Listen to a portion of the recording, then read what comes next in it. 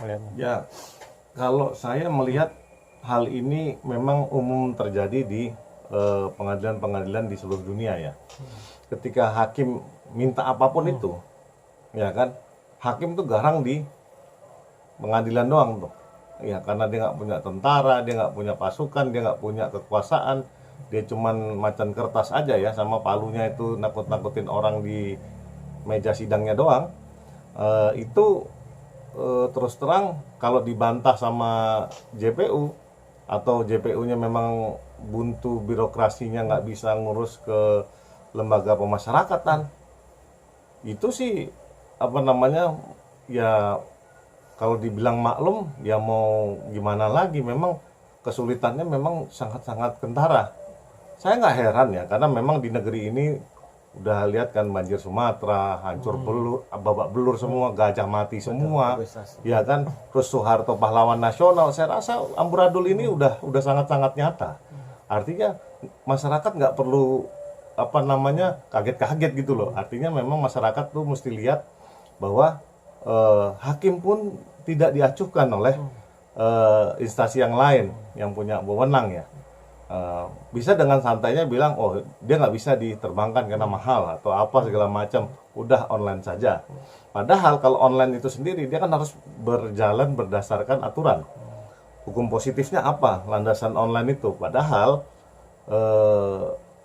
menurut hemat saya memang online itu diperbolehkan ketika COVID saja, ada pada pandemi.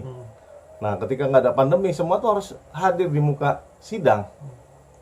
Saya juga bingung kenapa masih diperbolehkan itu online. Nah, makanya saya pikir mungkin ya memang landasannya untuk biaya murah ya, atau terus waktu yang singkat ya. Online tuh jauh lebih bagus kalau memang diharapkan bisa udah lebih dari cukup. Ya, kalau perdata menurut saya online aja bagus. Jadi nggak perlu tuh kalau ada yang di luar negeri atau di luar daerah itu harus datang tuh, nggak perlu. Tapi kalau pidana, karena ini hakimnya udah minta juga, dan itu menjadi penetapan dia di muka sidang bahwa meminta jaksa penuntut umum untuk menghadirkan para terdakwa di muka persidangan, ya lucu juga sih kenapa jaksanya gagal gitu loh, sampai gagal.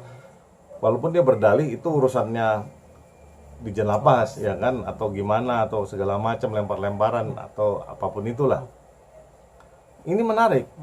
Nah, saya harap netizen Indonesia mengkritisi ini dan mengikuti terus. Karena ingat, hukum itu hanya berlaku ketika ini kita bersuara. Karena suara-suara netizen itu penting. Tapi ingat, arahnya yang benar. Karena tidak menormalisasi ketidakbenaran dan kebodohan. Contoh, kalau lawan arah itu salah, apapun alasan kamu, kalau lawan arah itu nggak dibenarkan karena membahayakan jiwa dan melanggar aturan. Nah, logika berpikirnya ketika ada perintah majelis hakim di muka sidang bahwa itu menjadi penetapan ya, dan dicatat oleh panitera bahwa JPU harus menghadirkan, dan itu gagal menghadirkan, penundaan ini wajar. Akan tetapi kalau bisa saya saran ke pihak PH-nya ya bersuaralah selantang-lantangnya. Memang patut diduga perkara ini, sidang ini harus jadi catatan, akan menjadi sidang yang istimewa nih. Ada apa yang disembunyikan sehingga tidak berani dihadirkan?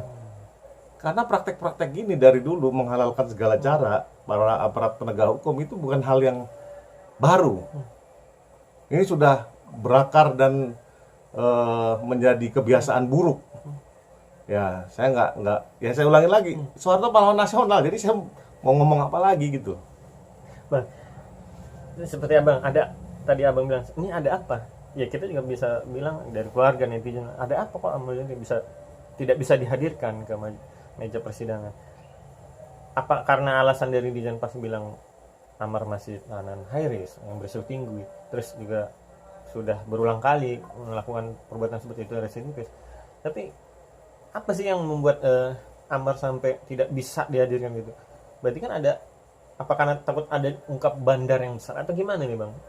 banyak yang apa namanya, kita kalau ilmu cocok logi ya itu berandai-andai atau hipotesanya macam-macam. Nah, makanya itu majelis hakim sudah berniatan baik ya untuk menghindarkan fitnah-fitnah atau hoax-hoax kepada aparat penegak hukum lainnya, terutama Dijen Lapas ya, sama Kementerian Impas ya, dan apa namanya, Jaksa Penuntut Umum, untuk membuka ini semua bahwa ini didudukkan yang sebenar-benarnya, sehingga memang terkuak ini apa saja yang memang terjadi sebenar-benarnya. Tapi kalau penuh kerahasiaan, terus ada yang aneh-aneh dan tidak normal, menurut saya memang ini mengakibatkan gosip yang kurang baik. Artinya, tolonglah kalau kita memang ingin bernegara yang baik, ya kan, bernegara yang maju, atau yang memang benar-benar hukum itu sebagai apa namanya, panglimanya, terbukalah. Sudah cukuplah sifat koruptif, sifat manipulatif, sifat yang menutup-nutupi kebenaran itu, alias tidak jujur itu, ditiadakan dari muka bumi Indonesia ini. Bang, apa karena gara-gara Amar yang minggu lalu yang seperti kita wawancara juga, yang dia mengajukan diri sebagai justice kolaborator JC itu, membuat ibaratnya para ya dalam tanda kutip benar-benar takut diungkap oleh Amar untuk nanti kalau datang ke Jakarta? Gimana Bang? Karena kan Amar sampai berani mau mengajukan diri sebagai JC, sampai minta perlindungan LPSK, gimana? Yang jelas, menjadi justice kolaborator itu adalah hak. Tapi yang harus diperhatikan adalah bukan dramanya, tapi dalam perkara ini duduk perkaranya. Dan majelis hakim mungkin sependapat sama saya juga sependapat dengan majelis hakim bahwa ini harus dibuka sampai terang benderang dulu, didudukkan benar-benarnya dulu, sehingga menguak tabir sebetulnya ada fakta apa yang sebenarnya terjadi di perkaranya Amar ini. Ini kan bukan perkara yang istimewa, jumlahnya juga nggak fantastis, tapi karena memang ini melibatkan apa namanya,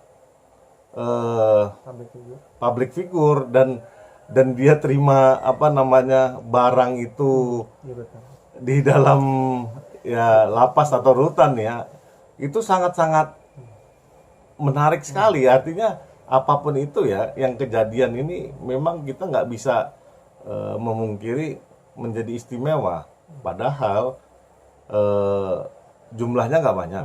Akan tetapi memang apa namanya, perilaku yang koruptif semacam ini memang mesti dibasmi. Karena di apa namanya, di lembaga pemasyarakatan atau rutan itu kok bisa orang terima narkoba dan bisa ngedarin itu mungkin bukan hanya di Indonesia. Tapi tolong dong, kalau di Indonesia ini kan udah ada BNN, Direktorat 4, kemudian segala macam untuk membasmi narkoba kok, tapi ada BAIS, BIN, apa segala macam itu kok masih hebat-hebat aja. Emang karena duitnya banyak di narkoba sehingga nggak bisa dibasmi? Atau sama parahnya dengan korupsi, itu kan akhirnya pembiaran ini menjadi rusak betul ini negara kita.